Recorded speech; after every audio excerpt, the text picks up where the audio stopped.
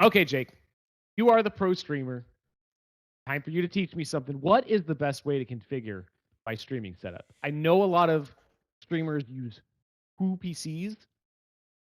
Mhm. Is that necessary, and what am I getting for that investment?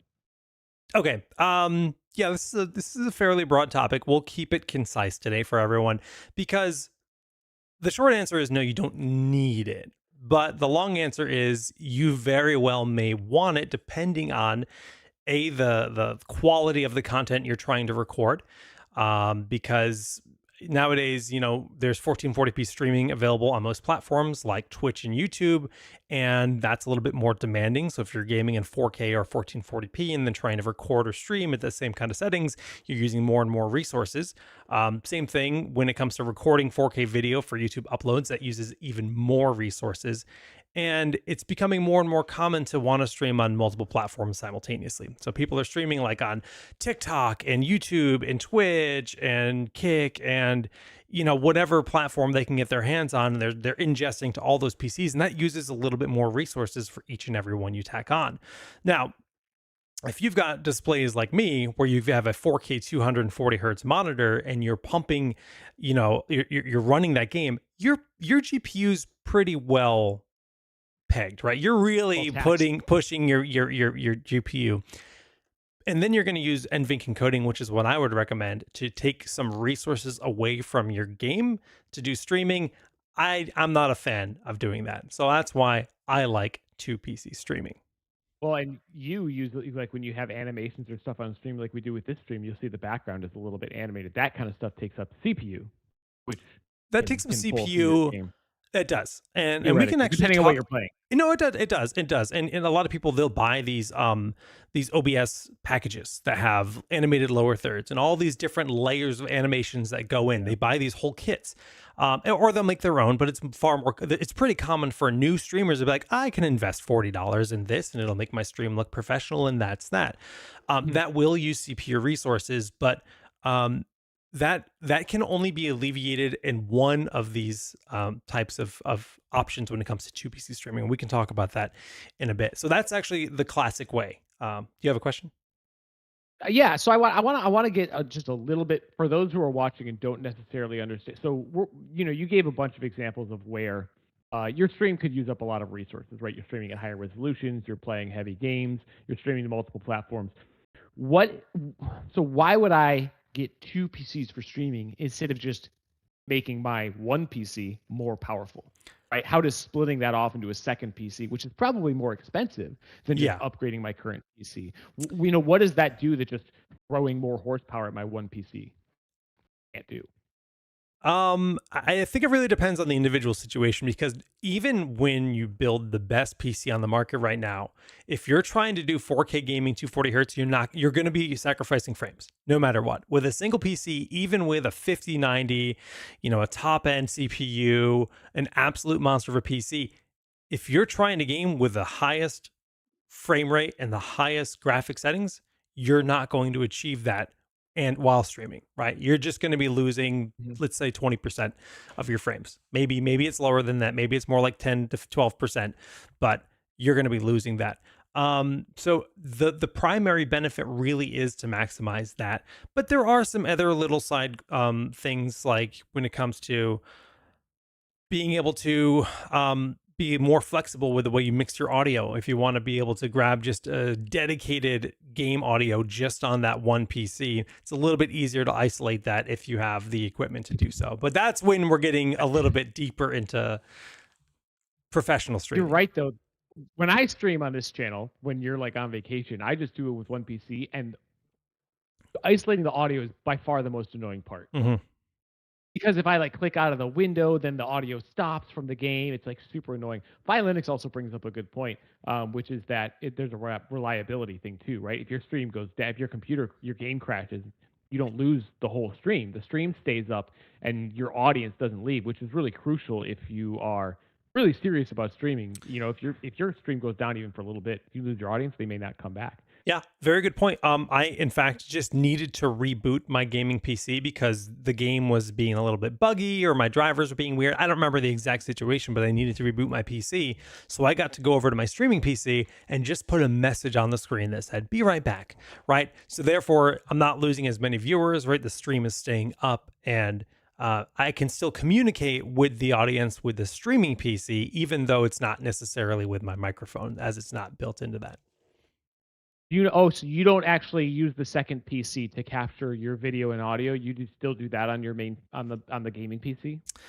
But I theoretically, you could capture your video Yeah. and audio on the So second so PC and stay there's up, right? there's a lot of different ways to approach all of this, and you can do all of the above. You can do this any which way you want. I'm going to talk about let's talk about capture cards first, and then we'll talk about NDI, which is what I use currently. But actually, I use both. I do both of these. So this is a tough CU4K Pro capture box. It's a little tiny box that is honestly just an excellent tool for capturing dual PCs if you want to stream and game on separate PCs. Or what I use it more so personally is I'll capture my Ally with this. I'll capture, so you can capture webcams with this if you have like a DSLR webcam. You can You capture a capture console. console. Yep, you can capture console with this and all of the above. This model we can actually dive in and talk about the two. We technically have three capture boxes. I'm only going to highlight two today because one of them, if I'm not mistaken, is only available in a few regions. Um, The FHD 120? yeah, the FHD 120. I don't believe that's for sale in the I US. believe that is the case. But we can start with the first capture box. Now, ROG technically does not have our own capture box. Very sad. I've been crying about that for a little while internally. Maybe someday it'll exist. But for now, our little sister, Tough, little brother. I don't. It feels weird to call Tough little sister, but um, our little brother Tough has a couple great capture boxes that I actively use in various situations. The first one that we released is the CU4K30. We've talked about this in length in the past. This is up to 4K video at 60 hertz, and then you can do 1440p at 144 hertz, which is phenomenal because if you're streaming, that's going to get you exactly what you want. All you need is that 2K 60 streaming, and then that pass through of up to 4K 60 and 2K 144 is just it's going to make everybody happy. Should we explain what pass through is for those that don't know? Yeah. I mean, yeah, explains because if you're gaming on one PC, right, you don't need this. You're just capturing your stream with software. But if you're on two PCs, you need some way to get that game footage over to the other PC. So you're basically plugging an HDMI cable into this from your PC, and it's treating it like a display, and you're Correct. outputting it to the second PC where it's getting encoded and sent to Twitch and YouTube. That's the idea, right? Right. I'll do the quick rundown. If you've never used a capture box before, this USB-C cable is going to plug in to your streaming PC essentially, and then the HDMI out cable is going to be going into the HDMI in cable is going to be going from your source. So say that this is your gaming PC, you treat this like a monitor almost, right? That monitor coming out of your graphics card into the HDMI in, and then the HDMI out is then going back out into a display. So that's going to give you pass through. Pass through is basically what's going to be giving you a lag free signal. So this is processing and capturing via the USB-C cable into OBS, and then you're getting the signal sent directly out to the monitor for you to game with. And I want to point this out because as you started explaining that, I Mhm. remembered this. We actually did a full, more detailed rundown of all the capture We boxes did. that we offer last year. So if Yep. you go on YouTube and you search Tough Gaming Capture Box CU 4K30 versus 4K Pro, like our video will come up and you can go watch that for like a deeper dive on the differences between these products. We'll do like kind of a shorter version of it today, but talk about then why you would use it for two PC streaming, kind of in that context. Yeah, that's kind of where we're at today. I don't actually know the prices of these offhand. It doesn't list it on this page because I'm probably not on the US The website. CU4K30, yeah, you might be on the global site here. The Yeah, I am. CU4K30 is 209.99 in the US. Okay. And then the Two, 4K Pro. It's I got to double 259. check on the. I've It's got a price on that. 259. 259 on that. So that's what I'm holding is the CO4K Pro, which is going to be a little bit more future proof since we are looking at this being an HDMI 2.1 compatible device with the HDR pass through and then 4K 144. Not many people even have 4K 144 TVs, which is like when I think of like a lot of console gamers, they're going to be wanting to have, maybe they want that pass through for this because that's more common. But plenty of people do have 4K 144 and beyond monitors, and that's when this is going to really shine. That's just the pass through, though. That's again for sending the signal out to your individual monitor. When it comes to the actual capturing, you can get 4K 60, which is the maximum YouTube supports for video uploads, and then it gets you 2K 120, which 2K 60 is really the maximum that streaming exists. So 2K 120 video streaming is right now. But again, that's future proofing, right? The fact that this could theoretically give you 2K 120 once streaming platforms improve their integration of AV1, improve their efficiency, and basically enable 120 FPS streaming, then that'll be great. And having that extra pass through is really nice because then you don't have to like drop down your resolution and frame rate to whatever you're streaming at. Like you can still get HDR on your monitor even if you aren't streaming in HDR. Exactly. You can still get high refresh rate on your monitor even if you aren't streaming at 240 hertz or whatever. And HDR is actually supported in streaming nowadays. OBS can compensate for that, so people can actually do HDR streaming. So it is definitely really nice to be able to maintain that. And of course, these all have VRR built in as well, so you're not going to be making any sacrifices. My understanding, and I could be wrong about this, is that OBS isn't streaming in HDR, but it's doing tone mapping from an HDR image to stream in SDR. Correct. But still, it's a good experience overall. Yeah, still nice because then you don't have to play in SDR just to stream in SDR, which would drive me crazy because now that I've started playing games in HDR, like I can never go back, right? If you've got like one of our OLED monitors, like you don't want to compromise. Drop down to SDR for that. Yeah.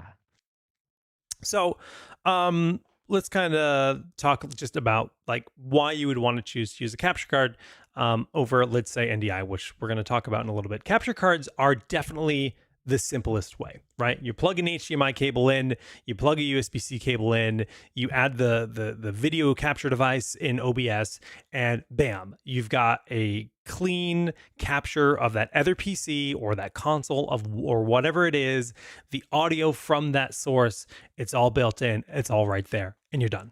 That's it, right? It doesn't get much easier than that. And you have the flexibility, like we said, of capturing handhelds, consoles, all of the above. Someone just asked in chat. Firebox HD says, any comments on streaming with the ROG Xbox Ally or using my old Z1E Ally? Oh, he's asking, I think he's asking if he could use the Xbox Ally when that comes out and then use the Z1E Ally as his second PC. Yeah, you could do that. I don't know if that would work well with a capture card because, I mean, you definitely need a dock. Because you don't have enough I/O to really support that well. Yeah, you would need some sort of USB kind of thing. But I actually think NDI would be the better way to do that. Like, it's absolutely viable. I think the encoding load on the Z1E Ally is more than enough, and then the Xbox Ally can do the gaming, and then the NDI way would probably be easier just because less cables and with the limited IO ports, probably the better experience, but it would be viable with a capture card. It'd just be a little messier in my opinion.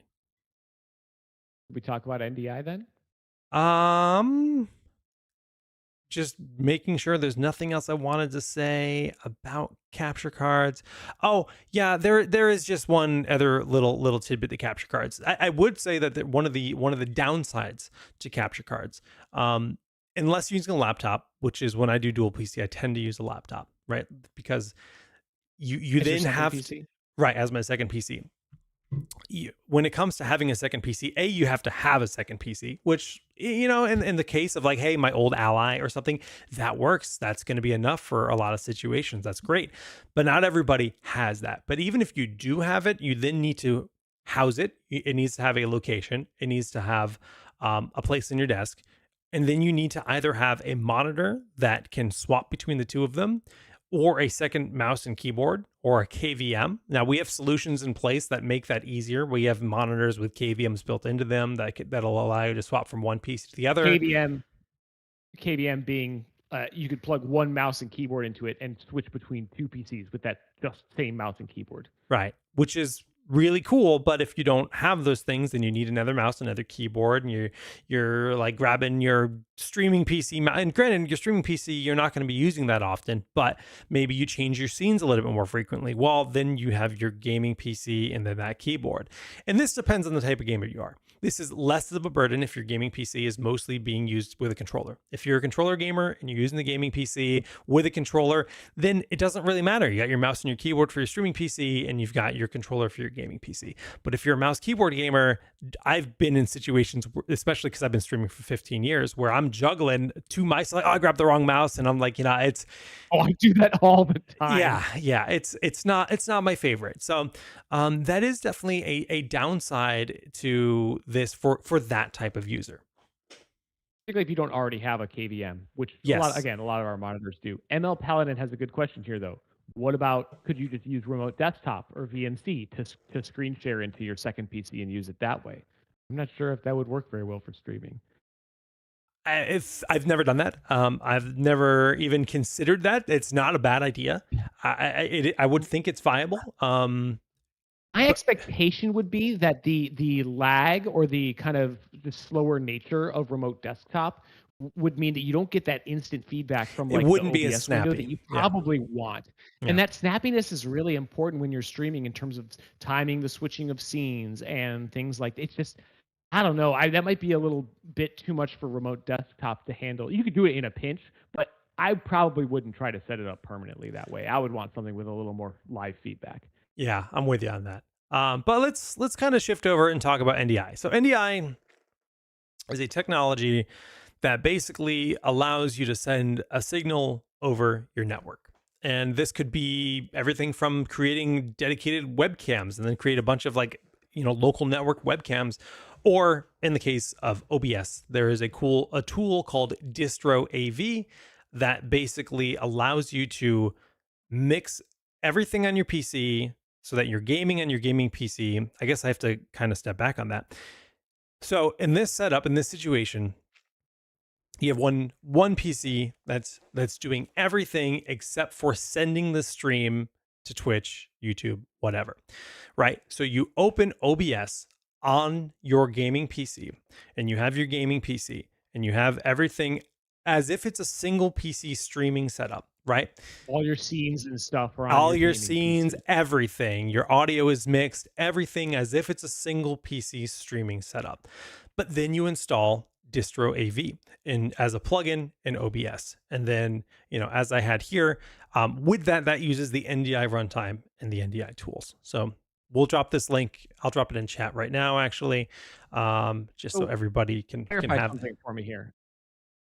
The idea here is that instead of sending your gaming footage over HDMI to your second PC, you're sending your gaming footage over your network, like an Ethernet cable or something like that. But you're sending it over a network, over an Ethernet cable, or even Wi-Fi. It has to be the same. So it either has to be the same Ethernet, both PCs have to be Ethernet, or both PCs have to be on the same Wi-Fi network. You cannot do Wi-Fi and Ethernet. You can't mix and match. It will not work.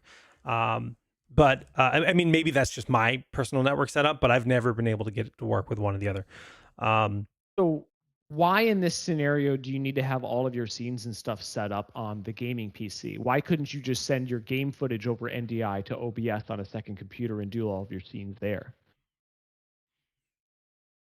Theoretically, you could, but then that's pulling away the benefits of having everything controlled by one mouse and one keyboard, which is what I think is vastly superior, right? So if I'm mixing, advantage to NDI is that you can do it all with one mouse and keyboard. Yes, I find this to be an which infinitely you cannot do with a capture card. Correct. right? So the capture card, say that I was doing shows like this with you, right? And I have my game over here. I still have to mix your audio and stuff on the streaming PC at that point. So then I'm swapping over the streaming PC to be able to dial in your audio, dial in my audio, dial in the game's audio, because those are all done on the streaming PC. In this instance, you're basically sending everything in a packet over Ethernet. So the music that I'm playing, if I want to cue up some music like that, right? That's all done on this one PC, and it's sending all of that in one mixed package to your streaming PC, which on that PC, you have your stream settings set up and you click start stream. And that's all it does. It sits there with OBS open, doing the streaming. It's got about a half a second delay for me from this PC to this PC, right? So it's adding almost no latency into the actual channel, right? There's not gonna be like desync or anything, right? It's just one more Right. half a second of delay between my experience and then what the stream is seeing. You get to keep the reliability benefits of like if your game crashes, PC crashes, your Mhm. stream stays up, but you are dedicating you don't necessarily have the benefits of the freed up resources. You're still dedicating your resources to OBS and the scenes and stuff OBS like is that. So using CPU to change scenes and have those layers existing and so on, right? So the animations and stuff happening in OBS are there, but OBS is not encoding. OBS oh, is okay. actually just sitting there. It's not ingesting, it's not encoding, it's not recording, it's not doing anything like that. It's just it's maybe using 2% at most CPU, and that's it for resources, but it's using 0 GPU resources, and it's sending the signal. And then basically on your streaming PC, you're just adding a source. It's distro AV source, And it's the whole stream. and that's the whole stream. But then you have like I said, the beauty of behind that source, you could have an animation that says we'll be right back or something that's always nested Mhm. there. So if your stream went down, if your PC crashed, blue screen, whatever, you've got a failsafe right there waiting for you. Right. Yeah. And it's easier to use one mouse and keyboard with the setup because you're doing most of the work on one PC. The literal only thing you're doing in the other PC is clicking start stream. Right. Click and go live. Yeah. Yeah. You Yeah. still Yeah. need a mouse there, but just to click it once. Yeah. Yeah, yeah. Which is why a laptop is a great use. An Ally would be great for that. I mean, the actual encoding load is something that most PCs can handle. Although the encoding load can get heavier based on what your encoding settings are. So obviously nowadays we're looking at like I stream at a 7700 bit rate, and then that bit rate goes up a little bit with audio, so it's more around 8,000. I try to hit right under 8,000 for my bit rate, because that's just about the maximum that Twitch can handle. YouTube can easily handle 10, 15,000, right? And if you have the internet for it and you're only streaming on YouTube, go nuts, right? Because some games, the fluidity of like a high fast pace shooter, you kind of need a slower encoding, which uses more resources, and you need a higher bit rate.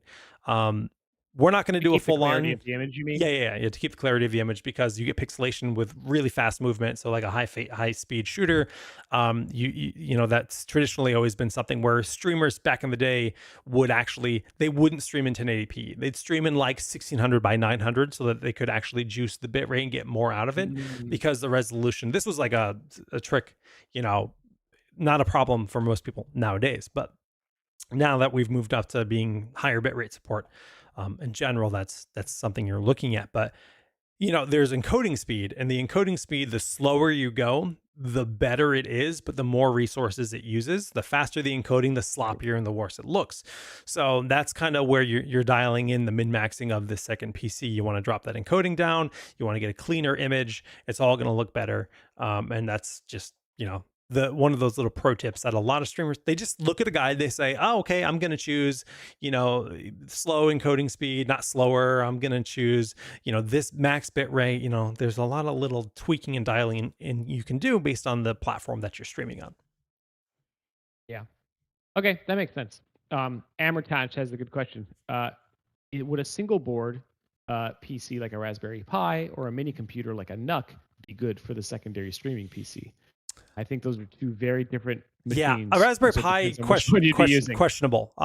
Questionable with a Pi. Yeah, particularly if you're doing the encoding on there, I don't know Yeah. if that's it's not gonna be quite powerful enough for that, but if you're using a NUC, especially something like the ROG NUC Yes, that you'll be fine. has a dedicated G, you could absolutely use Yeah. that. That would be a great example of something you could use a second PC for because it's so small that you could easily have it out of the way. It doesn't take up a ton of extra space in your streaming room. So that would definitely be a good solution. I also had some people asking a question: is that what the Delta 2 mic sounds like? Which sounds a little fuzzy. I'm putting this here for posterity because some of you will be watching this on YouTube after the fact and missed my thing at the beginning of the show. This is how it sounds on Bluetooth, which is fine, but it's going to sound much better over 2.4 gigahertz. I forgot my dongle. That's the only reason it doesn't sound as good as it usually. Usually, this mic sounds actually really, really good. And the Bluetooth is really nice if you need it as a fallback, or if you're doing like the dual flow audio, like listening to music on your phone while on a but that's why it doesn't sound perfect. Just had to have that out there for posterity. Fair enough. Fair enough. What laptop do I use? I have a Strix G16 that I use right now. Very big fan of it. It's honestly just monstrous how much power that little device has. But I use desktops Enough as well. for streaming as a secondary PC. Yeah, yeah, yeah. Full disclosure: today we are just streaming on my old 4090 PC. I'm kind of out of my studio as I'm remodeling today, but yeah. Sweet. Okay, so final answer then. Do you really need two PCs, Jake? I mean, the short answer to that is no. You don't need two PCs. I think a lot of people that want to invest in just one beastly PC will be fine with sacrificing maybe 10 to 20 FPS to be able to play the games they want to play. But if you're an enthusiast that is always wanting to play the best, the newest, latest, greatest AAA game, pushing your settings as high as they go, even with the best hardware, then you're going to lose frames by using that one PC. And maybe it's not enough frames to make you worry about it. Maybe you're saying, hey, look, as long as stream isn't getting below 60 and you're getting above 60 FPS, the experience for your viewer doesn't change, right? You know, you got a 60 FPS plus stream, that's about as high as you can stream at 60 FPS nowadays. So It depends on if you're streaming just for fun, or you're just doing it as a hobby, versus if you're trying to like start making a living out of it, right? Like that calculus can kind of change as you go, and that's why it's nice you can start off with one PC and then add another one later on.